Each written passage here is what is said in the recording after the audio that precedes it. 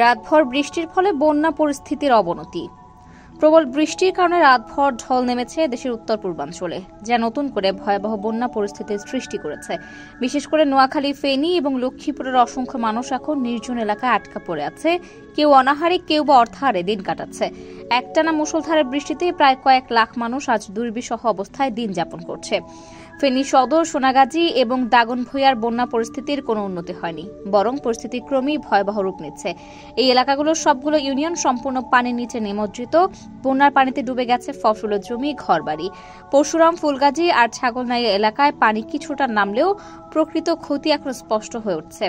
প্রত্যন্ত এলাকায় ত্রাণের সংকট আরও তীব্র হয়েছে। এখন পর্যন্ত 30,000 মানুষকে উদ্ধার করা সম্ভব হয়েছে, তবে বর্তমানেও প্রায় 6 লাখ মানুষ পানিবন্দী হয়ে আছে। নোয়াখালীতে রাত থেকে বৃষ্টি অব্যাহত থাকায় একের পর এক এলাকা নতুন করে প্লাবিত হয়েছে। সেনবাগ, সোনাইমুড়ি এবং চাটখিল উপজেলার নতুন নতুন অঞ্চল বৃষ্টির পানিতে তলিয়ে গেছে। বিরূপ আবহাওয়ার কারণে পরিস্থিতি আরও সংকটাপন্ন হয়ে উঠেছে। মেঘনা নদীর পানি বৃদ্ধি পেয়ে হাতিয়ার, ঘাসিয়ার চর এবং নিঝুম দ্বীপও সম্পূর্ণ জলমগ্ন হয়ে পড়েছে। দুর্গম এলাকায় ত্রাণ সরবরাহ নেই বললেই চলে। জেলায় বর্তমানে 21 লাখেরও বেশি মানুষ বন্যায় বন্দী অবস্থায় আছে, যারা কোনো রকম সাহায্য ছাড়াই অসহায়ভাবে দিন কাটাচ্ছে।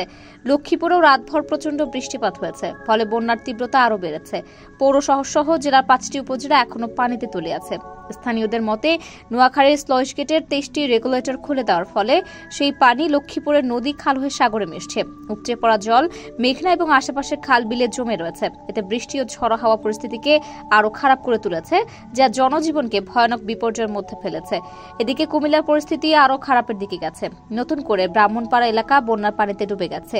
এই অঞ্চলের লক্ষাধিক মানুষ এখনো পানিবন্দী অবস্থায় আছে। 14 গ্রাম, বুড়িচং ও নাঙ্গলকোটের পরিস্থিতি কিছুটা ভালো হলেও লাকসাম ও মনোহরগঞ্জ এলাকাগুলো এখনো পুরোপুরি জলমগ্ন। বিজিবি, অন্যান্য বাহিনী এবং স্বেচ্ছাসেবীরা নৌযান নিয়ে ত্রাণ সরবরাহের চেষ্টা করছে, তবে তা প্রয়োজনের তুলনায় অপ্রতুল। ফলে দুর্ভোগের মাত্রা দিন দিন বাড়ছে।